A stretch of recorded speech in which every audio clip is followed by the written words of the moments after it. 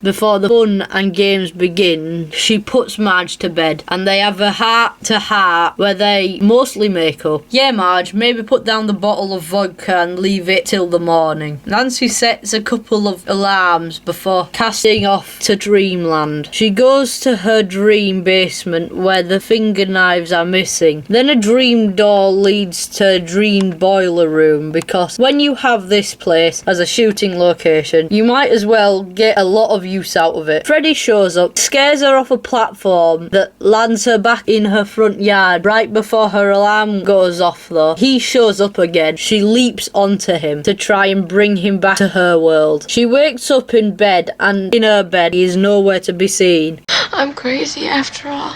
We get a great final girl sequence beginning with Nancy smashing a glass over Freddy's head. The cop across the street ignores her pleas for help, so Fred finds the time to get out of a room, only to get hit in the stomach by her sledgehammer trap, fall backwards down the stairs and trip over a wire lighting a lamp full of gunpowder, showing that Freddy is very clumsy in the real world. They wind up in the basement where Nancy douses him in fuel and lights him on fire. You won't like Freddy when he's on fire because he's about 20 pounds heavier in the face and it looks weird. It's actually an amazing fire stunt performed by Tony Kasarian, who did stunts in The Thing and played Ghostface in the first two Screams. He tumbles down the stairs when he's on fire and then begins to climb up them again, all of which was done in a single take. The police finally take the screaming teenage girl seriously when they see that her house is on fire. It looks like Freddy's escaped the basement and gone upstairs to go after Marge. Nancy walks in to find a flaming Freddy throttling her mother, and after Donald rushes in and puts out the fire with a sheet, they pull it back to find Marge's burnt corpse floating over a eerie abyss. She sinks down into nothingness and her death concludes with the bed turning back to normal. Her dad now believes her and he has to go downstairs. Nancy knows she has to finish this. She turns her back to the bed and allows Freddy to rise up from it, tearing his way out like an impatient murdering newborn. She tells him that it's too late for him to get her and the whole thing is just a dream. She walks out the bedroom onto her front porch where it's a sunny day and her mum hasn't yet been barbecued. Also, all of her friends are alive too, but not so fast because it looks like Glenn's driving a Freddy mobile and it doesn't want that top down. Wes Craven was not a fan of this end, but it was put on from the insistence of the producer Bob Shea. Wes wasn't a fan of a possessed car driving away with his heroine screaming. Even worse is when Marge sees the jump rope girls singing their one-hit wonder. Freddy then grabs Marge through the window and pulls the worst looking doll ever through the window. And that was the original Nightmare on Elm Street film. Thank you for watching. If you've enjoyed, please subscribe